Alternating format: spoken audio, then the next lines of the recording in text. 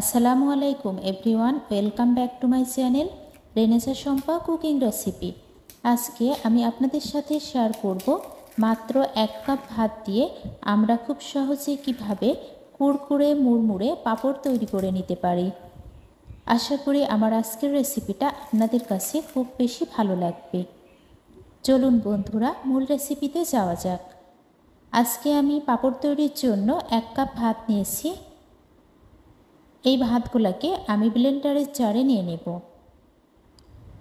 আর আমি কিভাবে খুব সহজে পাঁপড়টা তৈরি করে নেব, আমার ভিডিওটি আপনারা দেখতে চাইলে কিন্তু স্কিপ করবেন না, প্রথম থেকে শেষ পর্যন্ত কন্টিনিউ থাকবেন। এখানে 3 টেবিল চামচ পরিমাণ চাউলের গুঁড়া নিয়ে নেব। তারপর কিছুটা পানি দিয়ে নেব ব্লেন্ড করার জন্য। খুব মিহিভাবে এই পেস্টটা তৈরি করে নিতে হবে যেন পাঁপড়টা একেবারে পারফেক্ট হয়।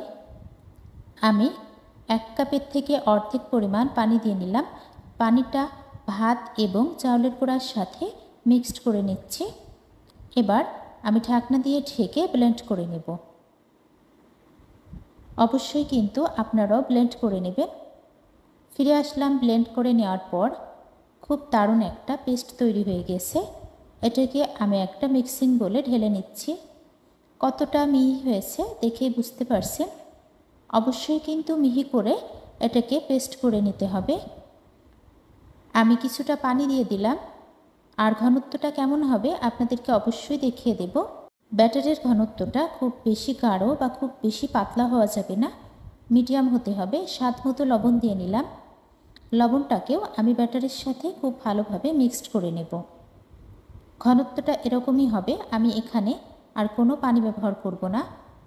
এখানে আমি 1 মুঠা পরিমাণ সাবুদানা নিয়েছি। এটাকে 1 ঘন্টার জন্য ভিজিয়ে রেখেছিলাম। সাবুদানাকে আমি 3 ভাগে ভাগ করে নিচ্ছি। 1 ভাগে আমি ইয়েলো ফুড কালার দিয়ে নেব, আরেকটাতে রেড ফুড কালার, আরেকটাতে আমি শুকনা মরিচের গুঁড়া দিয়ে নেব। শুকনা মরিচের গুঁড়াটা দেওয়ার কারণ যাতে পাঁপড়টা একটু ঝাল ঝাল হয়, সেটার জন্য। সাবুদানাতে আমি ফুড কালারগুলা মিক্সড করে নিচ্ছি। এবার আমি পাঁপড়গুলা তৈরির জন্য হটপটের যে 4 বাটি থাকে, ওই বাটির উপরে ঢাকনা নিয়ে নেব 4টা। আপনাদের হাতের কাছে যদি এই ঢাকনাগুলো না থাকে তাহলে আপনারা কিন্তু এখানে পলিব্যাগ বা পলিথিনও ব্যবহার করতে পারেন। আমি অল্প অল্প করে ব্যাটার দিয়ে নিচ্ছি।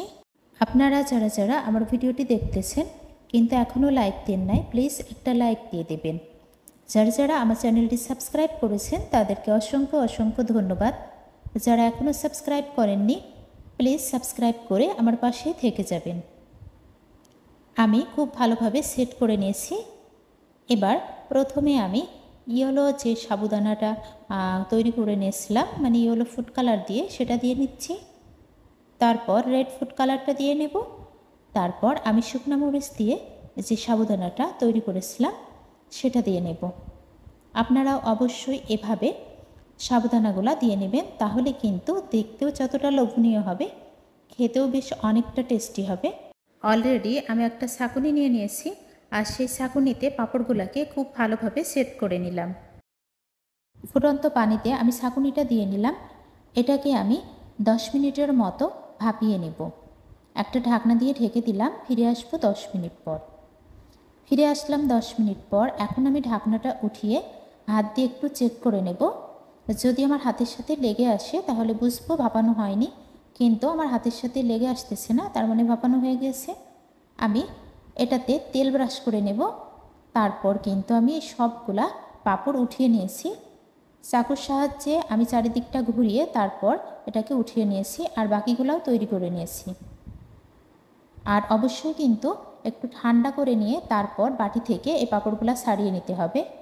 আর পাঁপড়গুলা কিন্তু একেবারে ভাপানো হয়ে গেছে, দেখে কিন্তু বোঝা যাচ্ছে অলরেডি সিদ্ধ হয়ে গেছে। এগুলাকে আমি প্রায় 1 দিন রোদ্রে শুকিয়ে নেব। অবশ্যই কিন্তু রোদ্রে শুকাতে হবে। যদি ফ্যানের বাতাসে শুকানো যায় পাঁপড়গুলা কিন্তু ফুলবে না, সেদিকে খেয়াল রাখতে হবে। ফিরে আসলাম 1 দিন পর। পাঁপড়গুলা কিন্তু খুব দারুণভাবে শুকিয়ে গেছে। এখন আমি এগুলাকে ভাজার জন্য রেডি করে নিয়েছি। আমি কিন্তু আজকের এই পাঁপড়গুলা খুবই অল্প তেলে ভেজে নেব। ভাতের তৈরি এই পাঁপড় ভাজতে অতিরিক্ত কোনো তেল লাগবে না, আপনারাও কিন্তু অল্প তেলে এটাকে ভেজে নিতে পারবেন। পাঁপড়গুলোকে আমি কতটা শুকিয়ে নিয়েছি অবশ্যই সেটা বুঝতে পারছেন। আপনাদের বাসায় যদি অতিরিক্ত ভাত থেকে যায় আপনারা সেটা ফেলে না দিয়ে এই কাজে লাগাতে পারেন। এটা কিন্তু বাচ্চারা খুব বেশি পছন্দ করবে। চুলায় অলরেডি আমি কড়াই দিয়ে নিয়েছি। গরম কড়াইয়ে আমি পরিমাণ মতো সয়াবিন তেল দিয়ে নিচ্ছি, যেটা খুবই অল্প পরিমাণ। আর এই পাঁপড়গুলো কিন্তু সব সময় এই দস্তার কড়াই ভেজে নিতে হবে। এই কড়াই ভাজলে পাঁপড়গুলো অনেক বেশি ফোলে। আমি অলরেডি পাঁপড়গুলো গরম তেলে ভেজে নিতেছি। আপনারাও কিন্তু এভাবে পাঁপড়গুলো ভেজে নেবেন। আর একটু চেপে চেপে এভাবে ভেজে নিতে হবে অল্প তেলে। পাঁপড় ভাজার কিন্তু এটাই টেকনিক। সেম প্রসেসিংয়ে আমি সবগুলা পাঁপড়ই ভেজে নেব। প্রত্যেকটা পাঁপড়ই অনেক বেশি ফুলেছে। পাঁপড়গুলো কিন্তু একেবারে ছোট সাইজ ছিল, আর ভাজার পর কতটা বড় হয়ে যাচ্ছে। আশা করি আজকের এই ভাত দিয়ে পাঁপড় রেসিপি কিন্তু আপনাদের কাছে অনেক বেশি ভালো লাগবে। আর যদি অতিরিক্ত ভালো লেগে যায় অবশ্যই আমার রেসিপিটি ফ্রেন্ডস অ্যান্ড ফ্যামিলিদের মাঝে শেয়ার করবেন। আর যদি লাইক না দিয়ে থাকেন আবারও বলতেছি একটা লাইক দিয়ে দেবেন, কারণ আপনাদের একটা লাইক আমার এই ভিডিওটা শেয়ারের জন্য কাজ করবে। এই পাঁপড় ভাজার সময় চুলার জাল মিডিয়ামে রাখতে হবে। চুলার জাল যদি লো হিটে রাখা হয় তাহলে পাঁপড়গুলো ফুলবে না, আর যদি হাই হিটে রাখা হয় তাহলে পাঁপড়গুলো দেওয়ার সাথে সাথে পুড়ে যাবে। খুবই সাবধানে ভেজে নিতে হবে।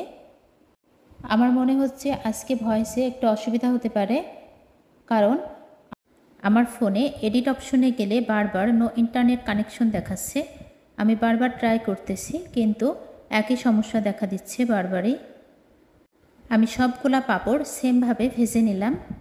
পাঁপড়গুলা কতটা বড় সাইজের হয়েছে দেখতেই পারছেন। আপনারাও কিন্তু খুব সহজে 1 কাপ ভাত দিয়ে এভাবে পাঁপড় তৈরি করে নিতে পারেন। এটা বাসায় বাচ্চা থেকে বড়রা সকলেই খুব বেশি পছন্দ করবে। খেতে কিন্তু অনেক বেশি মজা হয়েছিল এই পাঁপড়গুলা। আশা করি আপনাদের কাছেও অনেক বেশি ভালো লাগছে। যারা যারা প্রথম থেকে শেষ পর্যন্ত আমার এই ভিডিওটার সঙ্গে জুড়েছিলেন সবাইকে অসংখ্য অসংখ্য ধন্যবাদ এতক্ষণ ধৈর্য সহকারে আমার এই ভিডিওটা দেখার জন্য। আর আমি কিন্তু আজকে পুরো টিপস অ্যান্ড ট্রিক্সই আপনাদেরকে দেখিয়ে দিয়েছি যে কিভাবে একেবারে মুচমুচে পাঁপড় তৈরি করে নেওয়া যাবে। আমি একটা পাঁপড় একটু ভেঙে দেখিয়ে দেব কতটা দারুণ হয়েছে পাঁপড়গুলা। সঙ্গে থাকার জন্য সবাইকে অসংখ্য অসংখ্য ধন্যবাদ। সবাই ভালো থাকবেন, সুস্থ থাকবেন। ফিরে আসবো আবারও নেক্সট কোনো রেসিপি নিয়ে। আসসালামু আলাইকুম, আল্লাহ হাফিজ। Thanks for watching. দয়া করে খাবার নষ্ট করবেন না। Please don't waste food.